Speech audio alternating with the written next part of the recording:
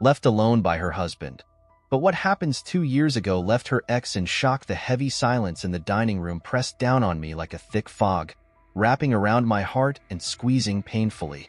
I sat at the table, the same table where Mark and I had shared countless dinners, laughter, and dreams.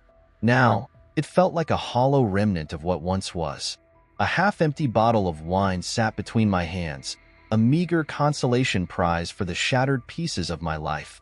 I stared at the remnants of the Merlot, the deep red liquid reflecting the dim light of the chandelier above. It felt fitting. My life had become a series of reflections, of what I once had, of what I lost. I replayed that moment in my mind.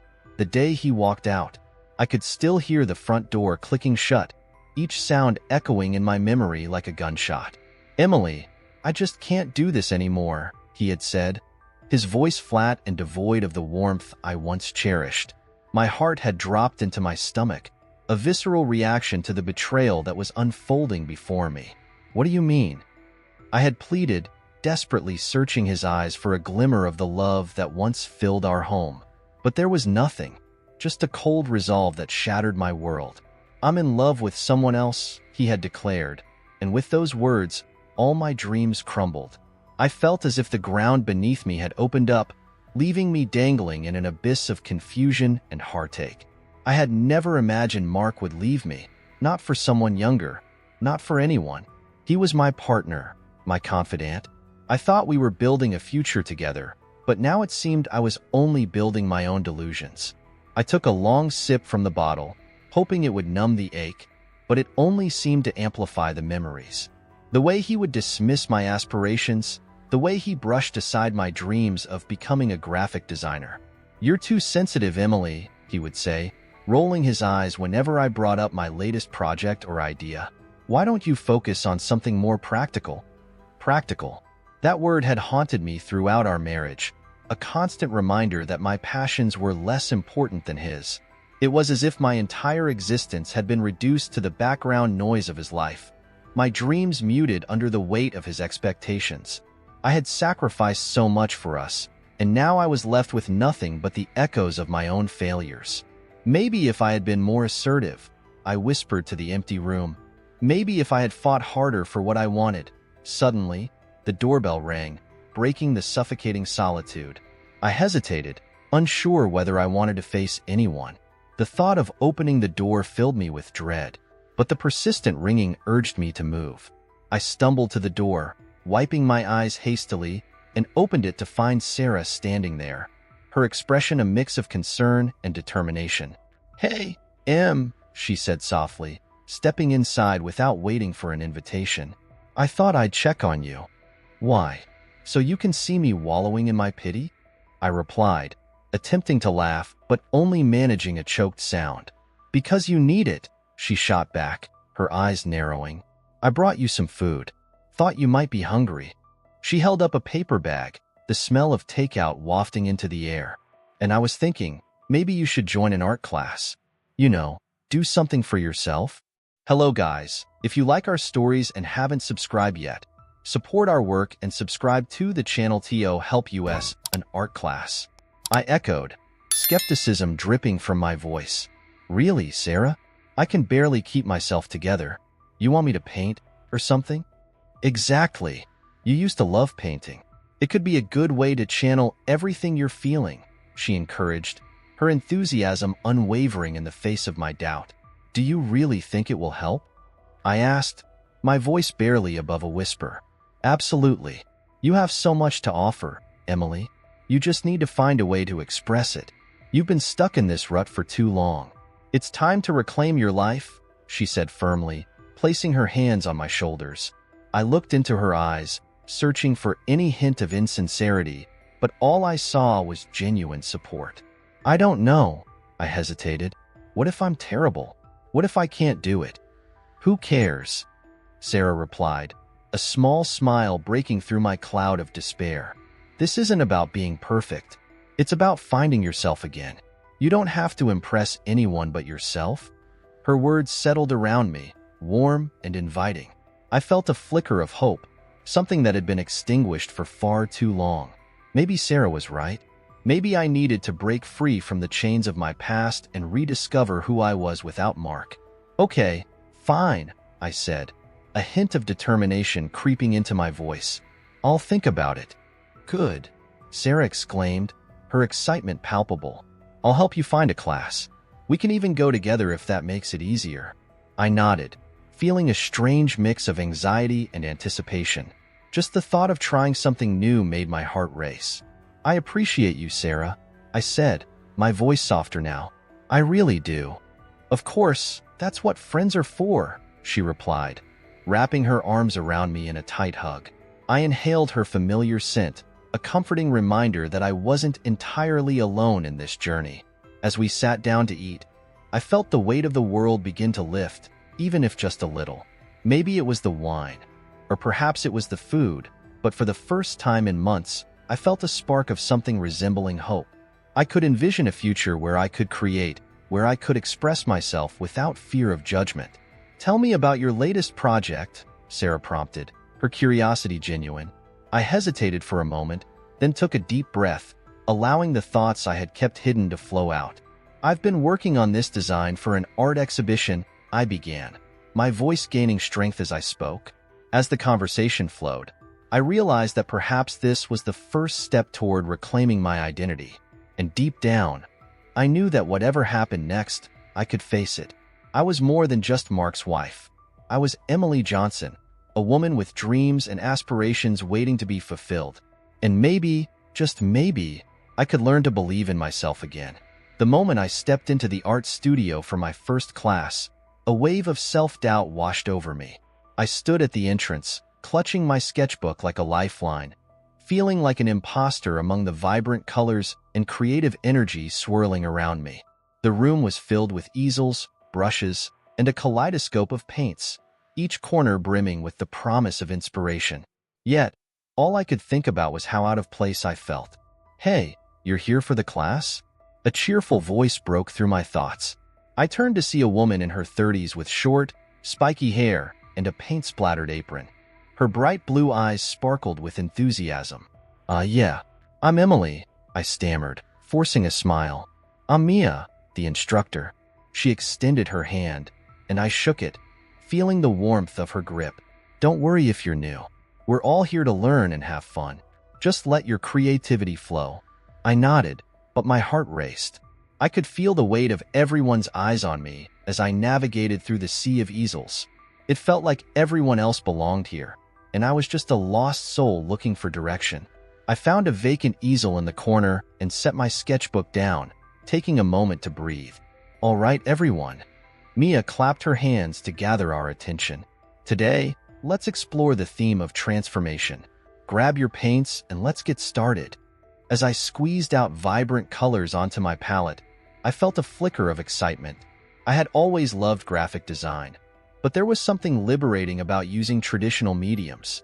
I dipped my brush into the paint, allowing the bristles to dance across the canvas. Slowly, I began to lose myself in the strokes, letting go of the insecurities that had held me captive for so long. Emily, that's beautiful, Mia exclaimed, peering over my shoulder. Can you tell us what inspired you? I hesitated, but the encouragement in her voice nudged me. It's, a representation of my journey. It's messy, but it's real. Exactly. Art doesn't have to be perfect. It just has to be genuine, she encouraged as she moved on to another student. I felt a warmth bloom in my chest. Maybe I could do this after all. Hours passed, and as the class wrapped up, I felt a sense of accomplishment I hadn't experienced in years. The canvas before me was a riot of colors, a chaotic representation of my transformation. It was messy yet beautiful, just like my life. As I stepped back to admire my work, I heard a familiar voice. Wow, Emily, that's amazing.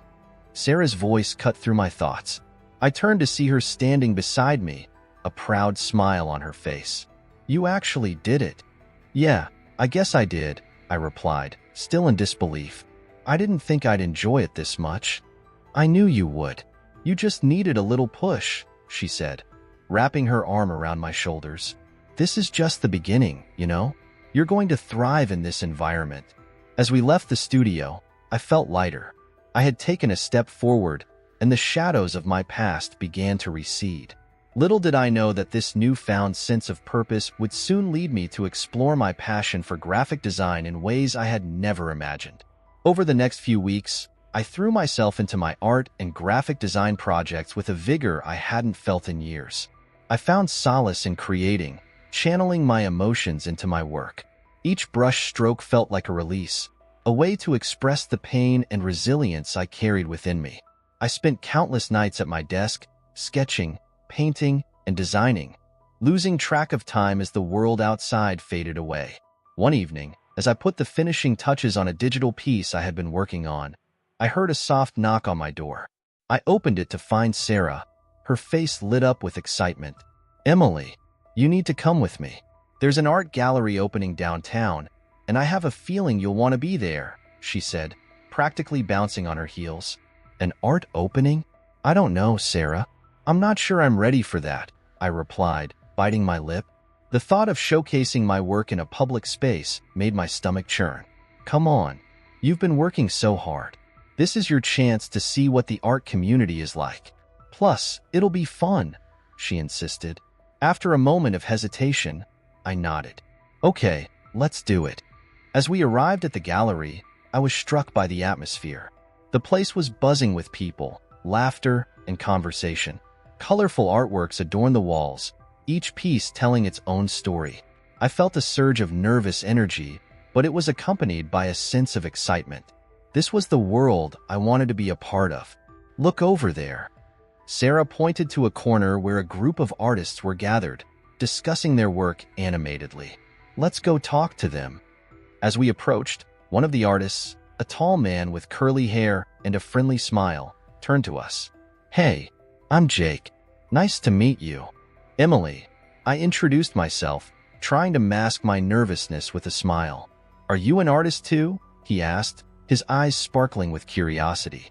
"I'm just starting out, really," I replied, glancing at Sarah for reassurance. "Starting out? Your work must be incredible if you're here," he said, his enthusiasm infectious. "You should showcase it." "I don't know about that," I said, feeling a flush creep up my cheeks. "I'm still figuring things out." "Believe me, we all start somewhere. You've got to take that leap of faith," Jake encouraged, his tone genuine. As we continued to talk, I felt a connection spark between us. Jake's passion for art matched my own, and he shared stories of his own struggles and triumphs. I realized that this was not just an art gallery. It was a community of people who understood the journey of creation.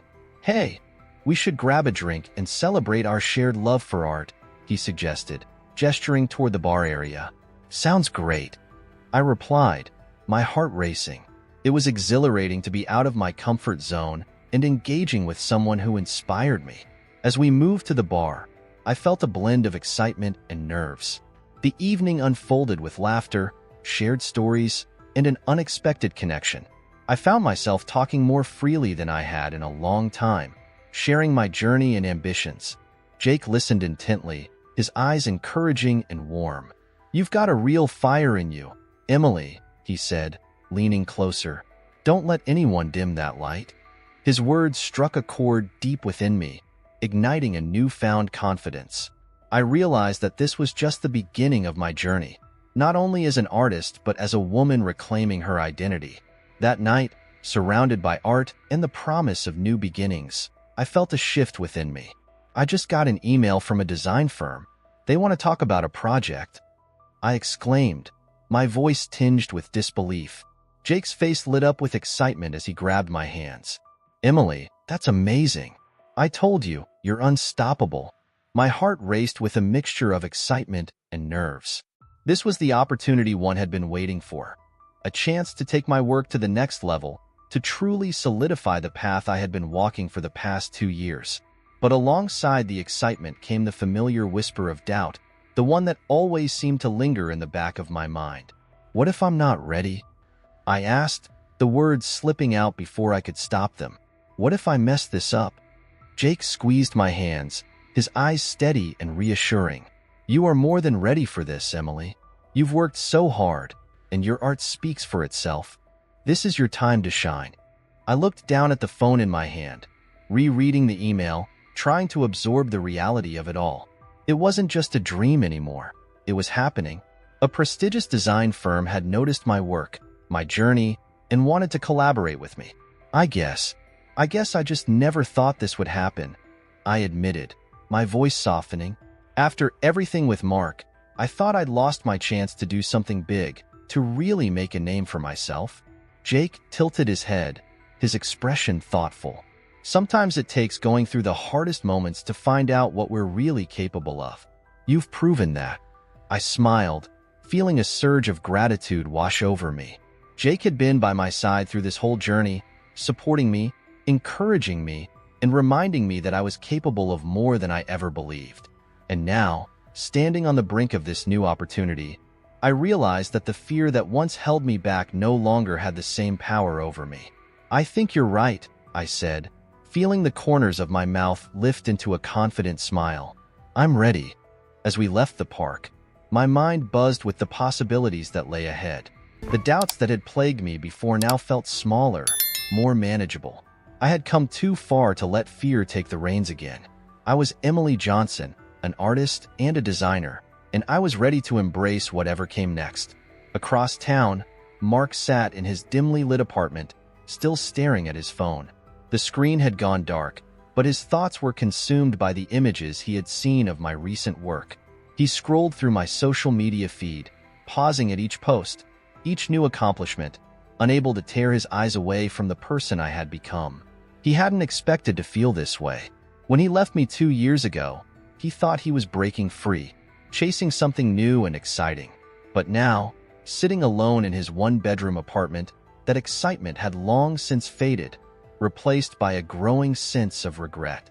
He remembered the way I had talked about my dreams he had dismissed as impractical or unrealistic. He had been so focused on his own ambitions that he had failed to see mine. Now, as I thrived, pursuing the very passion he had once belittled, he couldn't help but wonder if he had been the one holding me back all along. Mark ran a hand through his hair, frustration bubbling up inside him. I didn't know she had it in her, he muttered to himself, a mixture of admiration and bitterness swirling within him. The memories of our relationship played out in his mind like a film on loop. My quiet determination, my desire to pursue my art, and his constant dismissals. He had convinced himself that leaving me for someone younger, someone more exciting, was the right choice. But that excitement had turned out to be fleeting, and now he was left with nothing but the ghosts of what could have been. He picked up his phone, hesitating as his thumb hovered over the message icon. Maybe I should reach out, he thought aloud. But what could he say to me now? Hey, Emily, I see you're doing great. Mind if I come back into your life and ruin it all over again? The thought was ridiculous, and yet, part of him longed for the chance to undo the mistakes he had made. He had never expected me to flourish the way I had, to find success and happiness in the life he had abandoned. And now, as I rose higher, he felt the weight of his own choices dragging him down. With a sigh, Mark tossed the phone onto the couch beside him, running his hands through his hair in frustration. What's the point? He muttered. She's better off without me. For a long time, he sat there, staring at the phone, wondering how he had ended up so far from the life he once knew. But deep down, he knew the answer. He had chosen to walk away, and now he had to live with the consequences of that decision. Back at my apartment, I paced back and forth, phone in hand, staring at the email from the design firm. The excitement I felt earlier had returned, stronger now as the reality of the opportunity began to sink in. I was going to take the leap. I was going to respond. But just as I began typing my reply, my phone buzzed with another notification. My heart skipped a beat as I saw Mark's name flash across the screen. I froze, my fingers hovering over the keyboard, uncertainty flooding my mind. Why was he reaching out now? After all this time, after all the silence, what could he possibly want? The message was short. Asterisk, Emily, I've been thinking about you a lot lately. Can we talk? Asterisk, a familiar knot formed in my stomach, a mix of emotions I had tried to leave behind. But I wasn't the same person I had been when Mark left. I wasn't the woman who had once depended on his validation, who had crumbled under the weight of his indifference. I had grown, evolved, and learned to stand on my own 2 feet. With a deep breath, I deleted the message. I wasn't going back. Not to the past, not to the pain. My future was ahead of me, filled with new opportunities, new challenges, and new beginnings. And I wasn't going to let anyone, not even Mark, take that away from me. Turning back to my email, I finished typing my response to the design firm and hit send. A sense of calm washed over me as I set the phone down, knowing that I had made the right choice. I was ready for this. I was ready to step into the future I had worked so hard to create, free from the shadows of my past. And for the first time in a long time, I truly believed that I was unstoppable. "Listen," I finally said, breaking the silence that hung between us like a thick, invisible wall. My voice felt steadier than I expected, and the knot in my stomach began to loosen as I found my footing in the conversation. "Mark, I'm not the same person you left behind. I've built something beautiful out of the mess you left me in, and I did it on my own. I don't need your validation, and I don't need closure from you. I already found that for myself." He flinched slightly, as though my words had physically hit him, but he didn't interrupt. Instead, he looked at me, waiting. I could see regret etched into his features, a shadow of the confident man I had once known. But that wasn't my burden anymore. "I know I hurt you," he began, his voice quieter now, almost unsure. "I was selfish and blind. And you're right, you did all this on your own. I can see that. But I still needed to come here, to tell you that I'm sorry. Even if you don't need it, I needed to say it." I sighed, glancing out at the city lights twinkling beyond the balcony. The weight of his apology settled into the air around us. Part of me wanted to scream, to make him feel the depth of the pain he had caused, but another part of me, the part that had healed, felt an odd sense of relief. I no longer needed his apology. It didn't define me. "Thank you for saying that," I said after a long pause. "But the truth is, I don't need your apology to move on. I already have. What we had, it's in the past. I don't hold on to that anymore. And neither should you." He looked down, nodding slowly, as if absorbing my words. "I guess I just wanted to understand how you managed to rebuild yourself. I've been stuck, thinking about what I lost, how I let you go." His honesty surprised me. This was the first time I had ever seen Mark so vulnerable. But even in his vulnerability, I knew I couldn't offer him the answers he was searching for. Those answers were within himself, and they had nothing to do with me. "I rebuilt because I had to, Mark," I said, my tone gentle but firm. "You left, and I had 2 choices, stay broken or put the pieces back together. So, I chose to rebuild. And that's something you need to figure out for yourself." He let out a slow breath, as though the weight of his own choices had just hit him.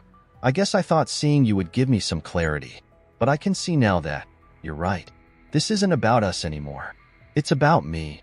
For a moment, we stood there in silence, the cool night air wrapping around us, carrying with it a sense of finality. I could feel the chapter closing, the weight of the past lifting in ways I hadn't fully anticipated. "I hope you find what you're looking for, Mark," I said softly, my voice filled with sincerity. "But whatever that is, it doesn't include me anymore." He met my eyes one last time, and there was something different in his gaze. Acceptance, maybe. "I wish you all the best, Emily," he said, and for the first time, I could hear genuine remorse and respect in his voice. I nodded, giving him a small, sad smile. "Goodbye, Mark."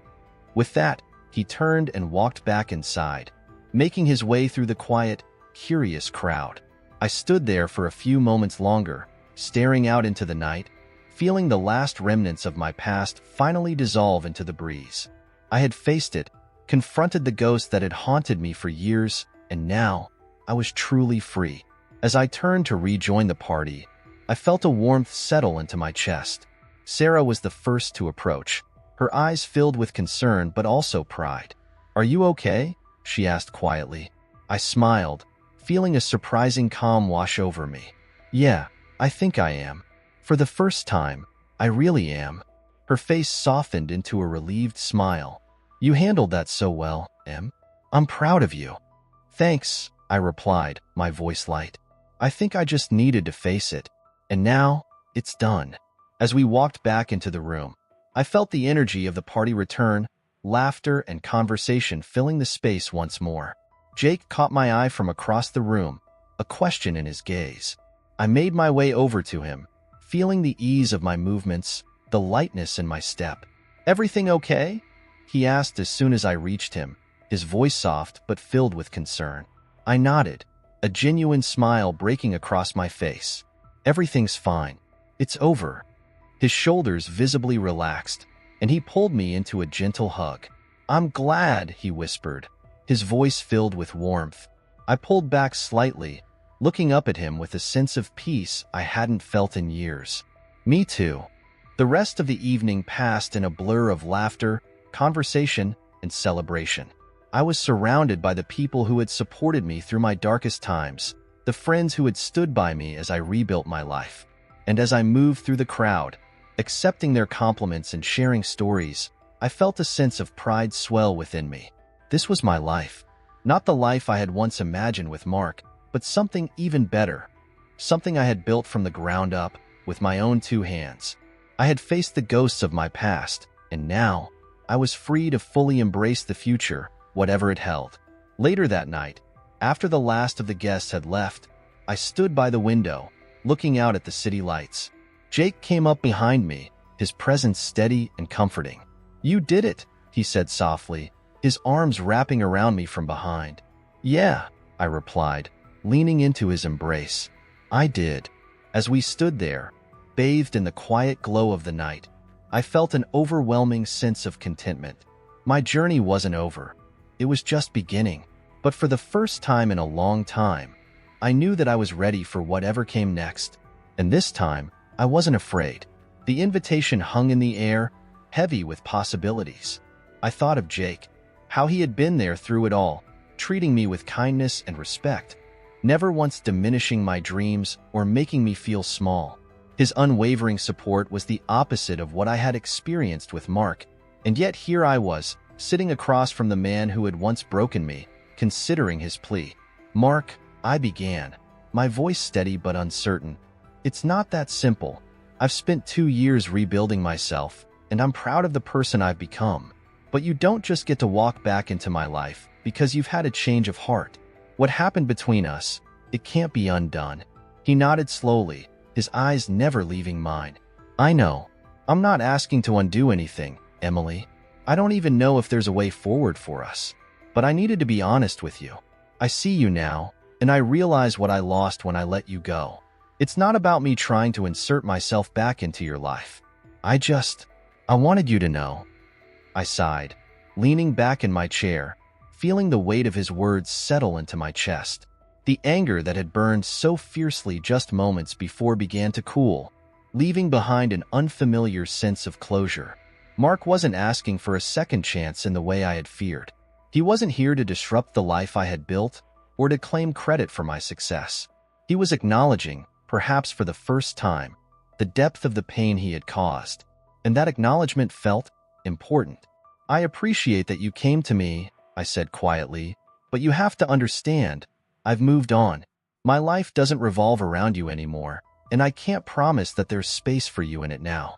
"I get that," he replied, his voice soft. "I don't want to take away anything you've built. I just want to know if, maybe someday, we could talk again. Even if it's just as friends." Friends. The word felt foreign when applied to Mark. We had once been so much more, entangled in each other's lives in ways that were now unimaginable. Could I really be friends with him after everything? Could I let him back in, even in that limited capacity, without losing myself again? "I don't know," I admitted. "It's something I need to think about. I won't lie to you. It's not easy, seeing you again. It brings up a lot of things I thought I had buried. And I don't know if I can let you back into my life, even as a friend." Mark's face fell slightly, but he nodded, his gaze filled with understanding. "I don't expect an answer now. I just wanted to be honest with you." We sat in silence for a few moments, the tension between us shifting into something quieter, something that felt like acceptance. I wasn't ready to forgive him, and maybe I never would be. But at least now, there was a sense of finality to the chapter we had left unfinished. "I think we should leave it here for now," I said, my voice gentle but firm. We've both said what needed to be said. Let's not complicate things more than they already are. Mark nodded again, his expression one of resignation. Okay, I respect that, Emily. I won't push. As we stood to leave, I felt a strange mixture of relief and uncertainty wash over me. This conversation had opened a door to the past, one I hadn't been sure I wanted to walk through. But now that it was over, I felt lighter, as if the weight of our unresolved history had finally lifted. Take care of yourself, Mark, I said as we reached the door. You too, he replied, his voice filled with quiet sincerity. With that, he left the cafe, the sunlight casting long shadows as he walked away. I watched him go, feeling a strange sense of closure, but also an awareness that my journey wasn't yet complete. Later that evening, as I sat in my apartment, reflecting on the day's events, a knock on the door startled me from my thoughts. I opened it to find Jake standing there, a soft smile on his face. I brought dinner, he said, holding up a takeout bag. Figured you might need some company. I smiled, stepping aside to let him in. You always know when to show up. Jake chuckled as he set the bag on the counter, his eyes warm as they met mine. So, how did it go? With Mark, I mean. I sighed, leaning against the counter. It was complicated. He apologized, admitted that he had taken me for granted. But honestly, I'm still not sure how I feel about it. Part of me wanted to scream at him, to make him understand the pain he caused. But another part of me just felt tired, like I was ready to put it behind me. Jake nodded, listening intently. That makes sense. It sounds like you've already found your closure. I think I have, I admitted, the words surprising me as they left my mouth. I don't need him in my life to move forward. But at the same time, it was important to hear him say those things. And what happens now? Jake asked, his tone gentle. I shrugged, a small smile tugging at the corners of my lips. Now? Now I focus on what's ahead. I've spent so long looking back, and I'm done with that. I'm ready to move forward. Jake's smile widened, and he reached out to squeeze my hand. I'm proud of you, Emily. You've come so far. I squeezed his hand back, feeling a warmth spread through me that had nothing to do with Mark or the past. It was the warmth of knowing that I had built something new, something stronger, more authentic, and I wasn't doing it alone.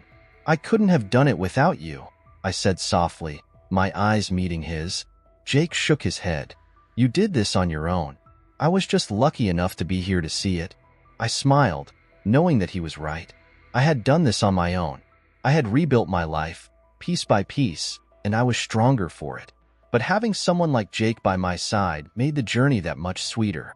As we sat down to dinner, the conversation shifted to lighter topics, and I found myself laughing, the tension from earlier in the day melting away.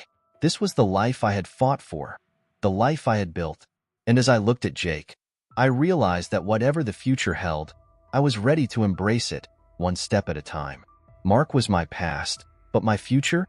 My future was mine to create, and I couldn't wait to see where it would take me. My breath caught in my throat as Mark's words sank in. Investing in my career. I stared at him, trying to make sense of what he had just revealed. The cafe seemed to grow quieter, as though the weight of his confession had sucked the air out of the room. You've been what? I finally asked, my voice barely above a whisper, a mix of shock and confusion lacing each word. Mark shifted uncomfortably in his seat, his eyes darting between me and Sarah. I didn't want you to know at first. After I left, I watched from afar as you started to rise in the art world. I saw your work and I knew I had made a huge mistake. I wanted to support you, even if it was in secret. So, I started making anonymous contributions to the galleries and exhibitions that featured your work. I felt the room tilt slightly as my mind raced to catch up. All this time, he had been involved, quietly influencing the trajectory of my career, and I had been completely unaware. Anger and betrayal surged through me, clashing with the disbelief and confusion that still churned inside. Why? I demanded, my voice sharper now. Why would you do that without telling me? Without giving me the chance to know the truth? Sarah, who had been standing by my side, placed a hand on my arm, her expression as shocked as mine. Mark, I don't even know what to say. Mark ran a hand through his hair again, frustration etched into his features.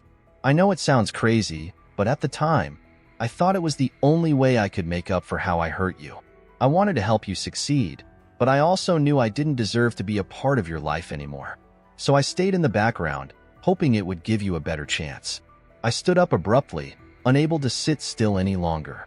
My heart was racing, my emotions tangled in a whirlwind of disbelief, anger, and, most unsettling of all, a small flicker of gratitude. But it wasn't enough to drown out the betrayal I felt. He had inserted himself into my life in secret, influencing my career without my knowledge. It felt like he had stolen something from me, even though his intentions had been to help. So, all those opportunities, the exhibitions, I started, my voice shaking slightly. "No," he interrupted, standing up as well, his tone earnest. "Those were all you, Emily. Your talent. I just helped make sure people saw it. I didn't create your success, I swear. You earned every bit of it." His words did little to calm the storm brewing inside me. I paced back and forth, trying to make sense of the revelations. Sarah remained silent, her wide eyes flicking between Mark and me, waiting for me to respond. "Why didn't you tell me sooner?" I asked, my voice raw with emotion. "If you wanted to make things right, why didn't you just tell me from the beginning instead of hiding behind anonymous donations?" Mark's expression softened, regret flashing in his eyes. "I didn't think you'd want to hear from me. I thought if I stayed in the background, I could help you without reopening old wounds. But now I see how wrong that was. I should have come to you sooner. I didn't know how." I stopped pacing, turning to face him fully, my emotions a jumble of anger, confusion, and a deep, lingering sadness. "You had no right to do that without telling me, Mark. You had no right to be a part of my life when I was finally learning to stand on my own." He lowered his head, his shoulders slumping under the weight of my words. "You're right. I'm sorry. I didn't mean to overstep. He paused, exhaling deeply. "I wanted to support you, even if it was from afar." I shook my head, unable to fully process the situation. The man who had once crushed my dreams had been supporting me in secret, and now that I knew, the trust one had begun to cautiously rebuild between us felt more fragile than ever. "You need to leave," I said, my voice breaking the silence that had descended over us. Mark looked like he wanted to protest, but then he nodded, understanding flashing across his face. "Okay, I'll go," he said quietly, stepping toward the door. "I'm sorry, Emily. I really am." He left without another word, the door closing behind him with a soft thud that echoed in the now-empty cafe. For a long moment, I stood frozen, staring at the spot where he had been. The revelation had knocked me off balance, and I didn't know how to feel. Part of me was angry, furious even, that he had inserted himself into my life after everything. But another part of me, a small, reluctant part, wondered if he had truly meant well, if he had honestly been trying to make up for his mistakes in the only way he knew how. Sarah said softly, breaking the silence. "Are you okay?" I exhaled, feeling the tension in my body start to dissipate, though the confusion still lingered. "I don't know," I admitted. I don't know what to think anymore." Sarah placed a comforting hand on my arm. "You've come so far, and none of this changes that.